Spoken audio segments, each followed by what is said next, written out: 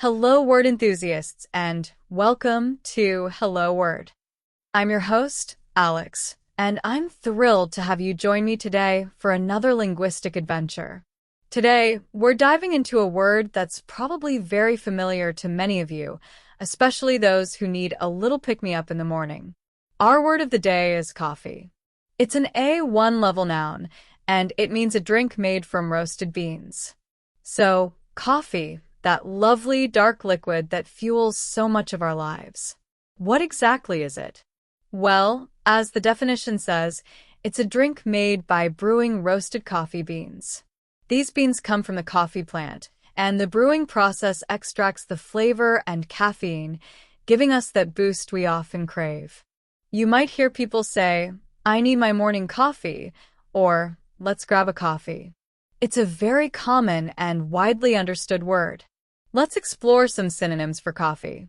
One synonym is Java. You might hear someone say, "I'm going to brew some Java."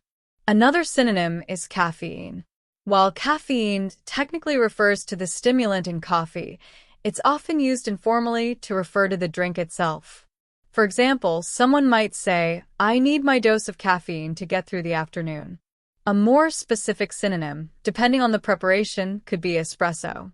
For example, "She ordered an espresso at the cafe."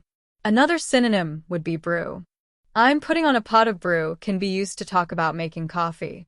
Another, more playful synonym might be Joe. "I need a cup of Joe before I can start working."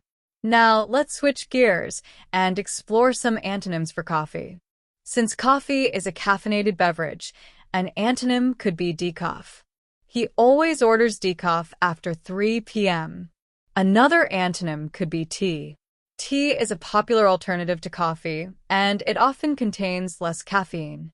Would you like tea or coffee? Another possible antonym is water. If someone asks what you're drinking, you could say water instead of coffee. Juice could also be considered an antonym because it is a commonly available beverage that is not coffee. Another antonym might be sleep. Some people choose sleep instead of coffee to give them energy. How can you use coffee in everyday life? Well, think about how often you hear or use the word. "Let's meet for coffee" is a common way to suggest a casual meeting. "I can't function without my coffee" is a relatable sentiment for many. You might say, "This coffee is too strong," or "Can I get a refill of coffee?" You might also hear phrases like coffee break, which refers to a short break from work or other activities to drink coffee. Here are some more usage examples in sentences and phrases. "She spilled coffee on her new shirt." "He prefers his coffee with cream and sugar." "The aroma of freshly brewed coffee filled the kitchen." "They went to a coffee shop to study." "This coffee shop has amazing lattes." "I love the taste of iced coffee on a hot day." "He bought a new coffee maker." "She's addicted to coffee." "Coffee is my fuel." "That's a good cup of coffee." "We need more coffee beans."